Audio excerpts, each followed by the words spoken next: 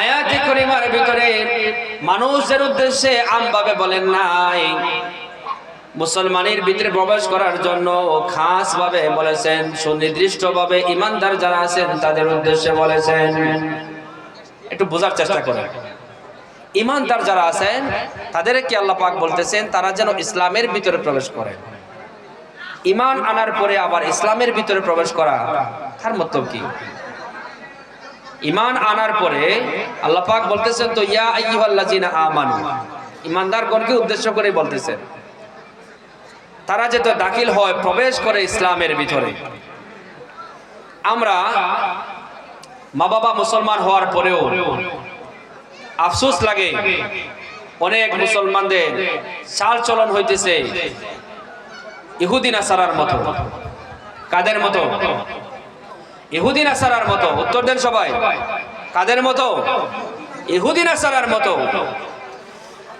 আল্লাহ রাসূল সাল্লাল্লাহু আলাইহি ওয়াসাল্লাম বলতেছেন ওই সমস্ত ব্যক্তিদের জন্য বড় আফসোসের খবর যারা মুসলমান হওয়ার পরে, ইমানদারের সন্তান হওয়ার পরেও তারা মুসলমানের ভিতরে থাকতে পারে না, ইসলামের ভিতরে থাকতে পারে নাই।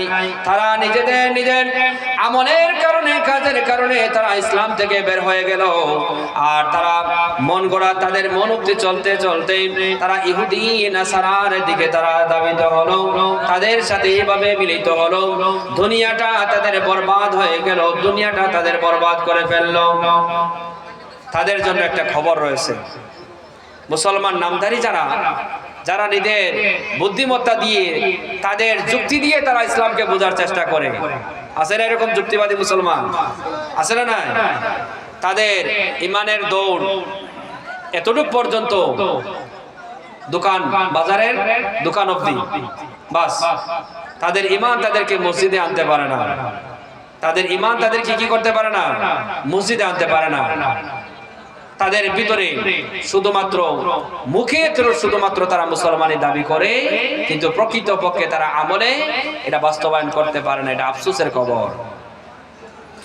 বলতেছিলাম কোরআন জানতো আবু জাহেল, কোরআন জানতো আবু লাহাব, উতবা, সাইবারা। এমনকি বর্তমান জমানায় যদি তাদের মধ্যে একজন বেঁচে থাকতো, আমরা তাদেরকে বলতাম আল্লামা। তারা সব জানে, সব বুঝে, সব জানে, সব বুঝে। সব জানার পরেও, সব বোঝার পরে আল্লাহ পাক তাদের নসিবে ঈমান রাখেন নাই। এই জানার কোনো দাম আছে? এরকম জান্নাওয়ালা, বুঝনেওয়ালা, জ্ঞানী, বুদ্ধিজীবী আমাদের সমাজে, দেশে আছে না নাই? তারা সব বুঝে, কিন্তু এই বুঝ, এই ঈমান তাদেরকে মসজিদে আনতে পারে না।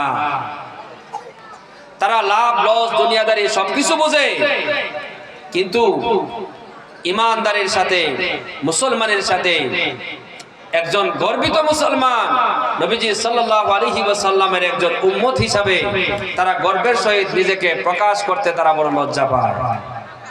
এরকম মুসলমান আমার জানা আছে, নামদারি মুসলমান। কোনো সমস্যা হইলে এ পরিবর্তন হয়ে যাবে, অসুবিধা নাই।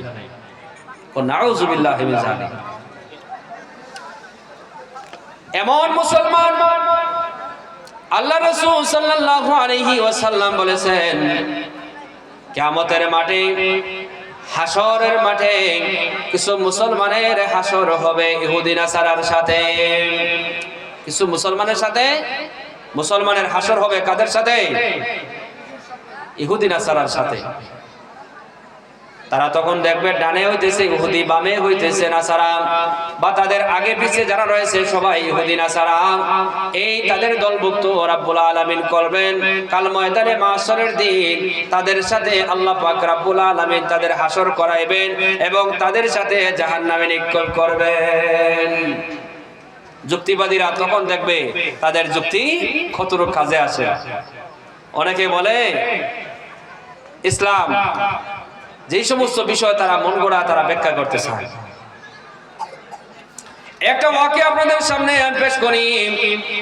প্যারে হাজিরিন, আল্লাহ রাসূল সাল্লাল্লাহু আলাইহি ওয়াসাল্লামের জামানাতে, পরবর্তী জামানায় সাহাবায়ে কেরাম রিদওয়ানুল্লাহি তাআলা আলাইহিম আজমাইন গণের জামানাতে মদিনাতে একটি কবর কোনো কারণে খনন করার প্রয়োজন হলো।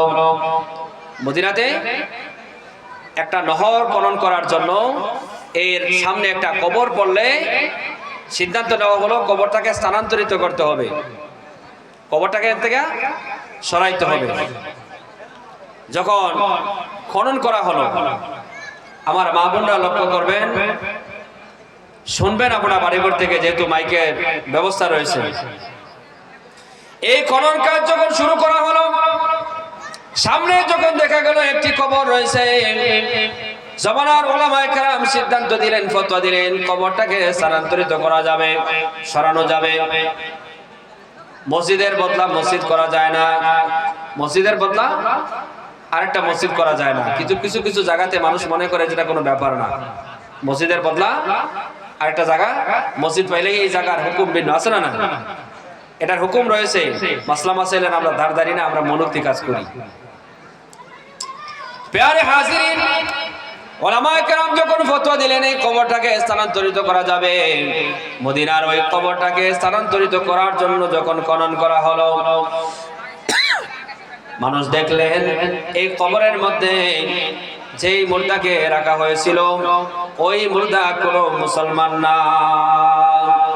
মদিনা এলাকাতে মুসলমান ছাড়া এরকম একটা লাশ দেখা যায়, হ্যাঁ, এটা কোনো মুসলমানের লাশ না।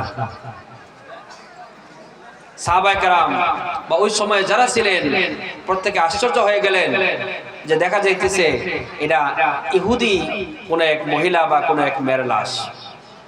কি দেখলেন? কোন ইহুদি বা কোন এক ইহুদি মহিলা বা একজন মেয়ের লাশ, অর্থাৎ মহিলা। যখন দেখতে পেলেন, ফারসের ওই স্থানে কিছু, ওই এলাকাতে কিছু মানুষ কাজ করত, তারা পরিচয় করতে পারলো তাদের এলাকার ওই মেয়ে, ওই মহিলাটা হইতেছে তাদের এলাকার। আল্লাহ পাক রব্বুল আলামিন কি কারণে তারা ওই এলাকাতে দাফন করলো, আর মদিনা এলাকাতে ওই মেয়ের কবর পাওয়া গেল। কিন্তু এই জায়গাতে মদিনার একটা মেয়েকে, মুসলমানের একটা মেয়েকে দাফন করা হয়েছিল। কবর খনন করলে দেখা যায় যে এখানে মুসলমান কোন মেয়ের লাশ নাই, লাশ আছে কার? একটা ইহুদি মেয়ে। ওই এলাকাতে যখন খবর দেওয়া হলো, খবর পৌঁছলে ইহুদি মেয়েকে যে কবরের মধ্যে দাফন করা হয়েছিল, দেখা যায় ওই কবর খনন করার পরে ওই কবরের মধ্যে মুসলমান মেয়ের লাশ এখানে পাওয়া যায়। কার লাশ পাওয়া যায়? মদিনার মুসলমান মেয়ের লাশ পাওয়া যায় ওই কবরে, আর ওই কবরের লাশ দেখা যায় মদিনার মুসলমান মেয়ের কবরে। এটা আল্লাহ পাক করতে পারেননি? না পারেন কিনা? কিতাবের মধ্যে ঘটনাটা বর্ণনা করা হয়। তাদের সম্পর্কে যখন জানার চেষ্টা করা হলো, তাদের ইতিহাসটা কি, কি কারণে এমন ঘটনা হলো, আল্লাহ পাক রব্বুল আলামিন ভালো জানেন। কিন্তু ইতিহাসবিদরা এই দুই কবর সম্পর্কে যে বর্ণনা করেছেন, এই ঘটনা থেকে আমাদের শিক্ষণীয় বিষয় রয়েছে। হাজিরিন, যখন ইতিহাস তলব করা হলো মুসলমান মেয়ে সম্পর্কে, মুসলমান মেয়ে, তার মা মুসলমান, বাবা মুসলমান, মেয়েটা কি মুসলমান না? মুসলমান। যেটা আমাদের সচরাচর, বাবা মুসলমান, মা মুসলমান, সন্তান তো অবশ্যই মুসলমান। কিন্তু ওই মেয়ে ইসলামের কোন বিধিবিধান, শরীয়তের কোন বিধিবিধান, কোরআনের কোন হুকুম আহকাম, নবীজির কোন সুন্নাত, যত কিছু আছে কোনো কিছুকে সে পছন্দ করত না। মুসলমান মেয়েটা নামদারি যে মুসলমান মেয়ে, মা বাবা মুসলমান, কিন্তু সে মুসলমানই পছন্দ করত না। ইসলাম ধর্মের যে আল্লাহ পাক রব্বুল আলামিন যে শরীয়তের বিধান আমাদের জন্য ফরজ করেছেন, নবীজির সুন্নাহর উপর আমাদের আমল করতে হবে, এই সমস্তকে সে পছন্দ করত না, সে মানত না। কিন্তু সে এটা মুখ দিয়ে প্রকাশ করত না, এটা তার অন্তরে ছিল। কোথায় ছিল? তার অন্তরে ছিল। অন্তরের কথাটা আল্লাহ শুনেনি, দেখে না? অবশ্যই দেখে। আল্লাহ পাক রব্বুল আলামিন তার উপর অসন্তুষ্ট হয়ে গেলেন। মদিনার মতো পবিত্র জায়গায় তার লাশ কিভাবে থাকে? সে হইতেছে আল্লাহ পাকের নাফরমান বান্দী, আল্লাহর নাফরমান। সে মুসলমানের সন্তান হলেও সে আল্লাহ পাকের রেজামন্দি হাসিল করতে পারে না, সে ইসলাম থেকে বের হয়ে গেছে। তাই বলতেছিলাম ইসলামের ভিতরে আমাদের আসতে হবে কিনা? মুসলমান ঈমান আনয়ন করার পরে আমরা ইসলামের ভিতরে থাকতে হবে আপাদমস্তক। মন গড়ামির নাম ইসলাম নয়, যুক্তিবাদীর নাম ইসলাম নয়। অনেক যুক্তিবাদীর আছে সবকিছু করতে পারে কিন্তু সে নামাজ পড়তে পারে না, কয় আল্লাহ মাফ করব। তার কাছে যুক্তি আছে, কয় আল্লাহ মাফ করব। হ্যাঁ, কাজ করতে পারে, সে গরু রাখতে পারে, ব্যবসা বাণিজ্য করতে পারে, বাজার হাট করতে পারে, সব করতে পারে। মনে করবেন যে আল্লাহর গজব তার উপরে রয়েছে। আল্লাহ পাক রব্বুল আলামিন চান না যে সে আল্লাহর ইবাদত করুক আর সে আল্লাহর জান্নাতে যায়। আল্লাহ পাক চান না সে আল্লাহর ইবাদত করুক আর সে আল্লাহর জান্নাতে যায়। আল্লাহ পাক সবকিছু করার তাকে সে ক্ষমতা দিয়েছেন। এরকম যুক্তিবাদীরা নামাজ আদায় করতে পারেন না, দেখবেন আপনি হিসাব মিলিয়ে দেখবেন। সবকিছু করতে পারে কিন্তু আল্লাহ পাক তার উপর অসন্তুষ্ট, যার কারণে সে হেদায়েত প্রাপ্ত হয় না।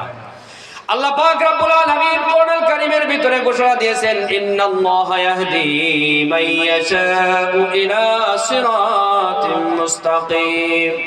নিশ্চয়ই আল্লাহ পাক রব্বুল আলামিন যাদেরকে চান তাদেরকে হেদায়েত প্রাপ্ত করেন। আল্লাহ পাক যাদেরকে চান না তাদেরকে আল্লাহ পাক হেদায়েত প্রাপ্ত করেন না। নবীজি দোয়া করেছিলেন আবু জাহিল এবং হযরত ওমর রাদিয়াল্লাহু তাআলা আনহুর ব্যাপারে। ইতিহাস জানেন আপনারা? যারা এই দুইজনের ভিতরে যাতে আল্লাহ পাক একজনের ঈমান কবুল করায়, অর্থাৎ একজন যাতে মুসলমান হয়ে যায়, আল্লাহ পাক রব্বুল আলামিনের কাছে দোয়া করেছিলেন বৃহস্পতিবার দিনে। কি বলে? বৃহস্পতিবার দিন দোয়া করেছিলেন আল্লাহ পাক রব্বুল আলামিন যাতে দুইজনের ভিতরে আল্লাহ পাক যারা পছন্দ করেন একজনকে যাতে ইসলাম কবুল করার সুযোগ করে দেন। সুবহানাল্লাহ। কে ইসলাম কবুল করছেন? হযরত ওমর রাদিয়াল্লাহু তাআলা আনহু। তাহলে আল্লাহ পাক রব্বুল আলামিন যেই সমস্ত বান্দাদের উপর ইসলাম যারা কবুল করেছেন নিশ্চয়ই তাদের উপর আল্লাহ পাক রব্বুল আলামিন খুশি আছেন, রাজি আছেন, তাদের উপর সন্তুষ্ট আছেন, বিধায় তারা ইসলাম কবুল করে থাকেন, তারাই হেদায়েত প্রাপ্ত হয়ে থাকেন। এখান থেকে দলিল হলো আল্লাহ পাক রব্বুল আলামিন যাদের উপর খুশি তাদের মাধ্যমে নেক কাজ করায়, তাদেরকে হেদায়েত প্রাপ্ত করায়, তাদেরকে ঈমান আনার সুযোগ দেয়। অনেক মানুষ মা বাবা মুসলমান হওয়ার পরেও, ঈমানদার হওয়ার পরেও তাদেরকে বঞ্চিত রাখেন, তারা নামাজ আদায় করতে পারে না, তাদের হাঁটুর সমস্যা থাকে। তাদের কিসের সমস্যা থাকে? হাঁটুর সমস্যা। কয় হুজুর আমি তো রুকু সেজদা করতে পারি না, এটা আমার সমস্যা। এটা তার আল্লাহর উপরে, মানে গজব তার উপরে। এটা কি না? আমার কাছে খুব মজার ওয়াজ নাই, খুব টানটুন দিয়া বা খুব কাহিনী কিচ্ছা এটি মনে করেন কম, বোঝা গেছে? আল্লাহর গজব তার উপরে আছে বিদায় সে কি করতে পারে না। যেই রকম দুনিয়ার জমিনের ভিতরে বুদ্ধিমানরা, বুদ্ধিজীবীরা নামাজ আদায় করতে পারে না, রুকু সিজদা করতে পারে না, এরকম বুদ্ধি দিয়ে কাল ময়দানে মাহশরের দিন কিছু বুদ্ধিজীবীরা আল্লাহর কাছে বলবে, আল্লাহ আলিম উলামা আমাদের সামনে নসিহত করতেন, বয়ান করতেন, আমরা বলতাম সব মিথ্যা কথা, আমরা মানতাম না। হ্যাঁ, বুঝতে পারলাম যে আজকে সব সত্য। আল্লাহ পাক রব্বুল আলামিনের কাছে বলবেন, আল্লাহ পাক রব্বুল আলামিন আমরা যা করেছি ভুল করেছি আমাদেরকে সুযোগ দেওয়া হোক। আল্লাহ পাক রব্বুল আলামিন বলবেন, তোমরা দুনিয়াতে নামাজ পড়েছো নাকি? আমার হুকুম আহকাম মেনে চলেছো নাকি? বিশেষ করে নামাজের কথা যখন বলবেন আমার যুবক ভাইয়েরা লক্ষ্য করেন, তখন তারা বলবেন যে আমরা নামাজ পড়তাম। আল্লাহর সামনে মিথ্যা কথা কি কইবো তারা? নামাজ পড়তাম। অনেক নামাজীকে আল্লাহ পাক রব্বুল আলামিন পাকড়াও করবেন যারা 5 ওয়াক্ত নামাজ পড়তো কিন্তু সঠিকভাবে পড়তো না। হুজুর আলোচনা করেছেন মাগরিবের পরে, তাদেরকে আল্লাহ পাক ছাড় দিবেন না। এটা মুনাফিকের আলামত। নামাজ পড়ে অবহেলার সহিত, অমনোযোগী, নামাজের তারা কদর করে না, গুরুত্ব দেয় না, সমাজের সময় নামাজ পড়ে না, নামাজের ভিতরে তাদের অবহেলা রয়েছে। 5 ওয়াক্ত নামাজ পড়লেও তারাও ছাড় পাবে না যদি সঠিকভাবে না পড়ে। এবার যে না পড়ছে, শুক্র আলী আর রমজান আলীর কি হাল? শুক্র আলী আর রমজান আলীর কি হাল হবে? আল্লাহ পাক রব্বুল আলামিন আমাদেরকে হেদায়েত দান করুন, আমরা যাতে সঠিকভাবে ঈমান ইসলামের ভিতরে থেকে আল্লাহর সন্তুষ্টি অর্জন করতে পারি। সবাই বলেন আমিন। আমি আমার আলোচনা সংক্ষেপ সমাপ্ত করলাম। আমাদের প্রধান অতিথি